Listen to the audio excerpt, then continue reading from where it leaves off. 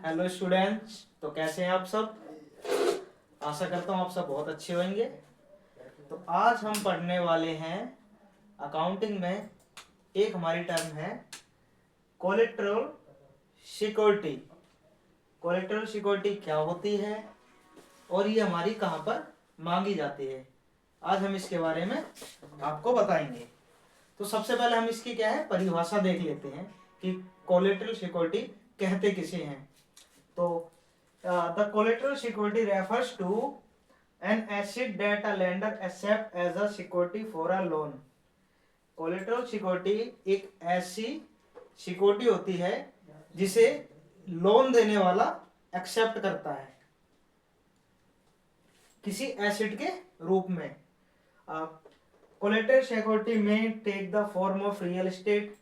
जो हमारी collateral security है वो किसी रियल एस्टेट के फॉर्म में भी हो सकती है या किसी और अदर काइंड ऑफ एसिड्स या किसी और एसिड के रूप में हो सकती है, depending on the purpose of the loan. ये डिपेंड करता है लोन किस पर्पस से लिया गया है। तो अब हम बात करते हैं टाइप्स ऑफ कोलेटरल सिक्योरिटी की। ये किस किस टाइप्स की कोलेटरल सिक्योरिटी होती है। तो सबसे पहले हमारे क्या है, जो हमारा गोल्ड होता है वो भी हमारा कोलेटरल सिक्योरिटी में आता है। सेकंड हमारा हो गया कोई व्हीकल, जैसे हमारे पास कार है और कोई बाइक है तो उसको भी हम एज अ कोलेटरल सिक्योरिटी दिखा सकते हैं। थर्ड होता है हमारा इन्वेस्टमेंट्स।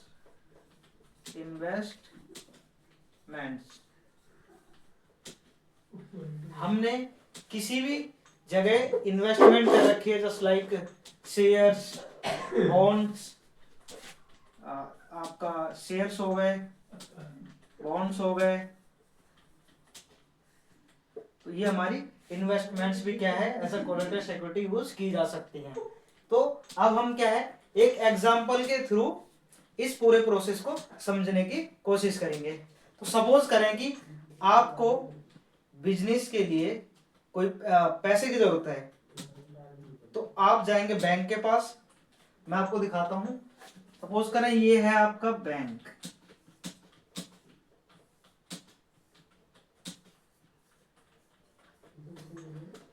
ये बैंक है और आप जाते हैं बैंक के पास। आप बैंक में बोलते हैं कि मुझे पैसों की जरूरत है।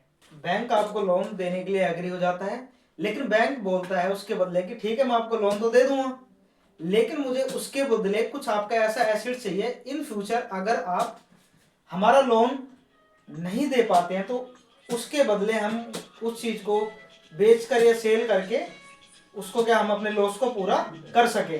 तो सपोज करें बैंक ये गया बैंक के पास, बैंक ने आपको एज अ कोलेटरल सिक्योरिटी के रूप में कोई चीज मांगी और आपके पास या तो आपका घर है या फिर आपकी कोई गाड़ी है और इसकी वैल्यू इतनी होनी चाहिए। सपोज करें आपने 2 लाख रुपए लोन लिया बैंक से, इसके बदले बैंक क्या करेगा आपसे 2 लाख से ज्यादा की चीज एज अ कोलेटरल सिक्योरिटी आपसे मांगेगा। सपोज करें आपका हाउस है और आपके हाउस की जो वैल्यू है वो सपोज करें 5 लाख रुपए है, तो बैंक उसको as a collateral security accept कर सकता है। सेकंड एग्जांपल हम दे सकते हैं। सपोज करें कि जैसे ये आपके पास एक कार है, इसकी जो वैल्यू है वो 10 लाख रुपए है और आप जो डिमांड कर रहे हैं बैंक से वो आप 6 लाख या 7 लाख रुपए की डिमांड कर रहे हैं। तो बैंक क्या करेगा आपकी जो कार है उसको एज अ कोलेटरल सिक्योरिटी अपने पास रख लेगा और आपको लोन प्रोवाइड कर देगा। इन फ्यूचर आपका बिजनेस में लॉस होता है या आपका बिजनेस नहीं चल पाता है तो बैंक आपके कार को बेचकर अपना पैसा वसूल लेगा। तो इसी सारे प्रोसेस को क्या है कोलेटरल सिक्योरिटी कहा जाता है। तो मैं आशा करता हूं आप इसको अच्छी तरीके से समझ गए होंगे। Good luck, all the best all of you.